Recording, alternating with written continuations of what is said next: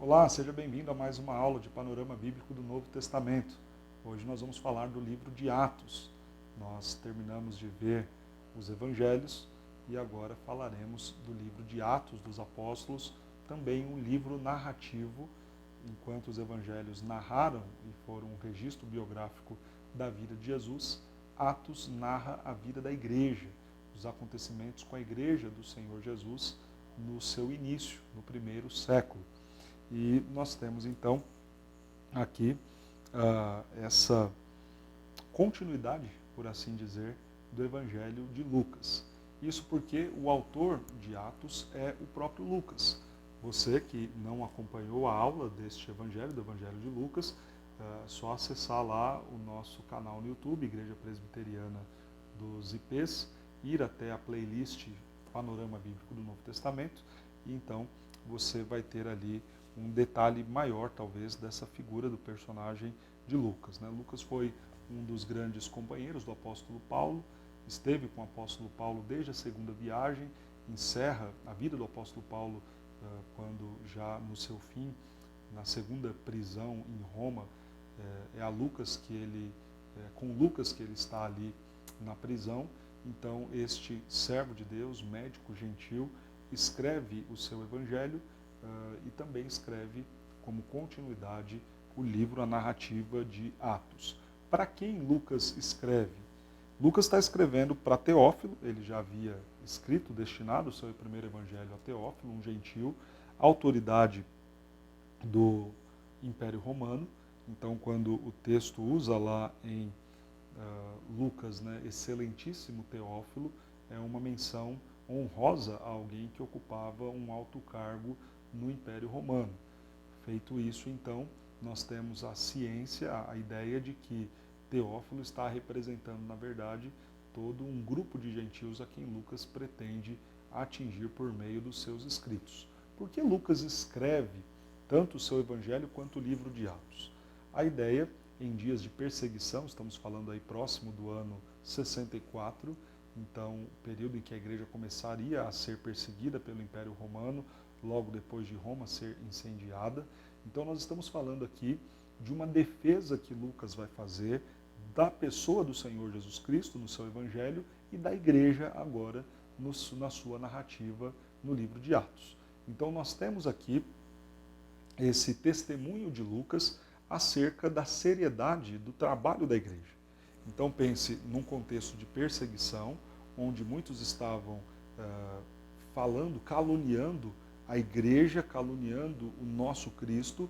Lucas então escreve o evangelho para dizer, olha, eu quero deixar você a parte daquilo que é a verdade, a par daquilo que é a verdade. Então, Lucas deixa claro as informações sobre a vida de Jesus e agora faz o mesmo com a igreja. Estão dizendo por aí que nós somos inimigos do império, que nós somos arruaceiros, que nós somos rebeldes, mas nós queremos dizer que servimos a um Cristo e que a igreja do Senhor Jesus Cristo, ela é verdadeira, ela é séria e ela tem um propósito de glorificar a Deus. Então, apresentando este reino de Deus, é o que Lucas vai fazer aqui no livro de Atos. Veja o versículo de número 3 do capítulo 1. A estes também, depois de ter parecido, se apresentou vivo, com muitas provas incontestáveis, aparecendo-lhes durante 40 dias e falando das coisas concernentes ao reino de Deus. Então, Lucas vai deixar aqui para nós esta informação de que o conteúdo do que Jesus havia ensinado era do reino de Deus, era sobre este reino, e nós então temos aqui este reino sendo agora vivenciado por meio da igreja. Ainda o verso de número 1 do capítulo 1, escrevi o primeiro livro, relatando todas as coisas que Jesus começou a fazer e a ensinar.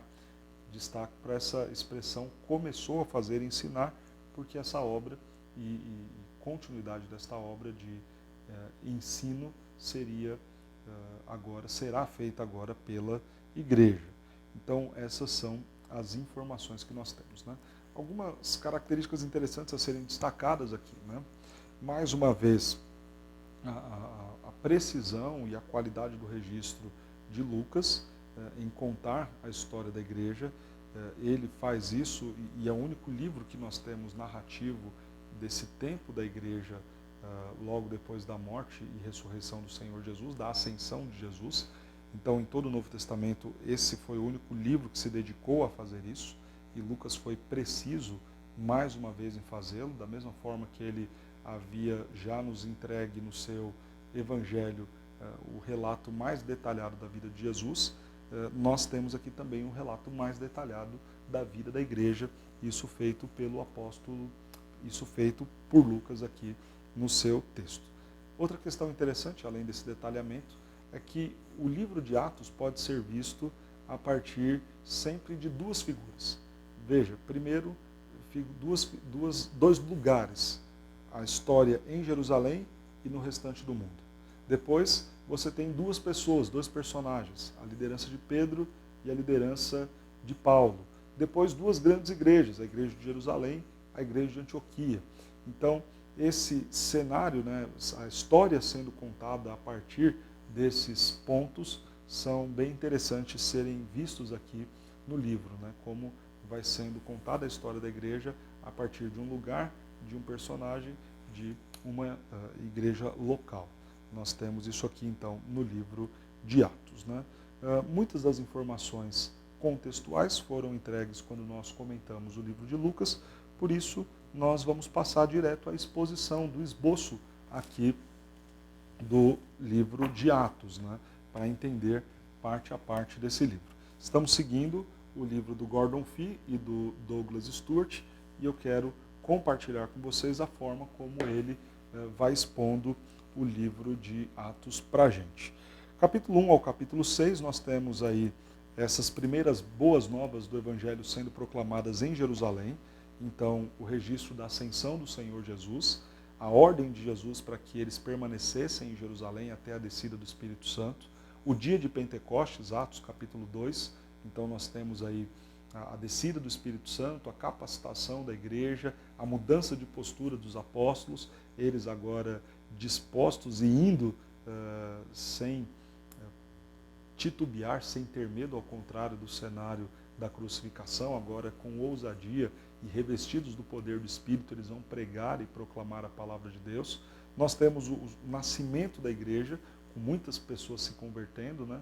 Mais de 5 mil, quando você vai somando aí os números dos acontecimentos, é um número grande de cristãos, de pessoas convertidas se reunindo ali em Jerusalém. Nós temos aí no capítulo 4 a prisão de Pedro e João, já sob a perseguição dos judeus. No capítulo 5 nós temos a história de Ananias e Safira,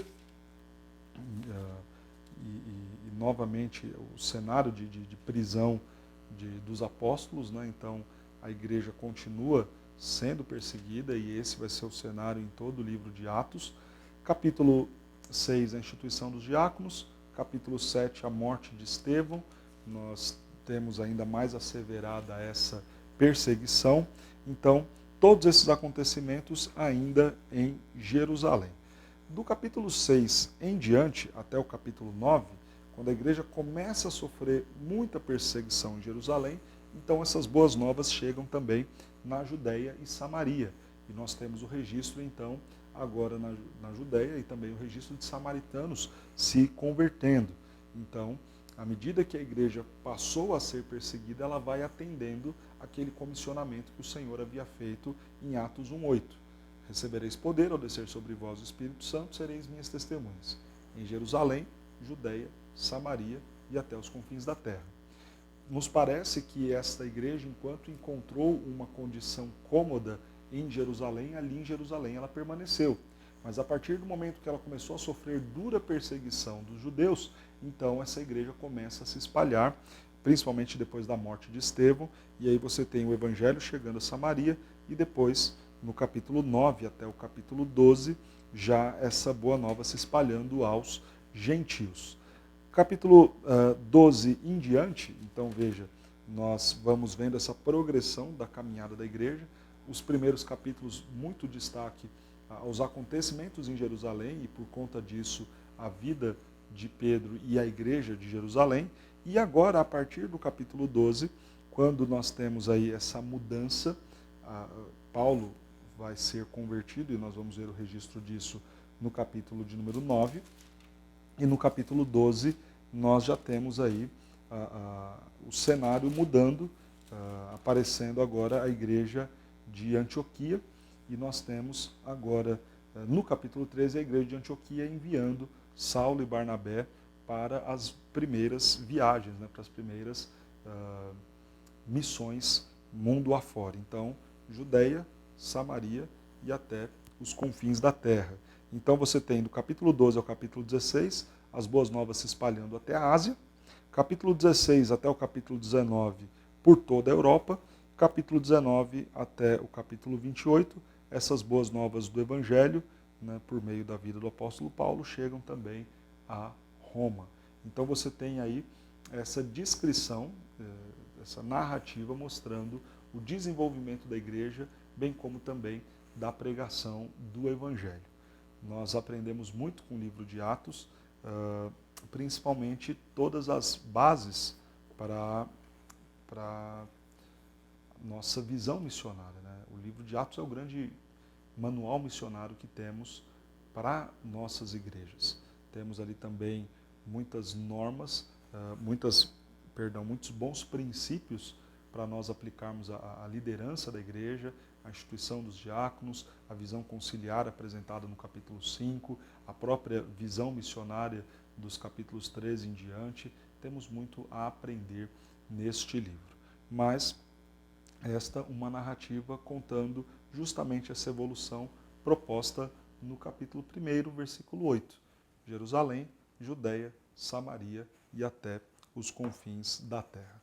Nós voltaremos a falar muito do livro de Atos à medida que nós caminharmos nas cartas de Paulo, porque sempre haverá um paralelo entre o que Paulo está escrevendo, para quem ele está escrevendo, e o momento em que ele escreve, onde ele está, e esse paralelo, esse entendimento das igrejas, da vida de Paulo, sempre a gente vai comentar a partir do livro de Atos. Por isso, você vai acabar acompanhando mais detalhes desta narrativa, né, desta evolução, chegada na Ásia, chegada na Europa e depois em Roma, na medida que nós formos fazendo a exposição dos livros. Mas que, a exemplo do que vimos em Atos, que também nós atendamos a este chamado do Senhor Jesus de sermos suas testemunhas aonde quer que Ele nos colocar, mas pensando que o Evangelho deve ser pregado em toda parte, no mundo inteiro, e esta é a missão da igreja, a proclamação.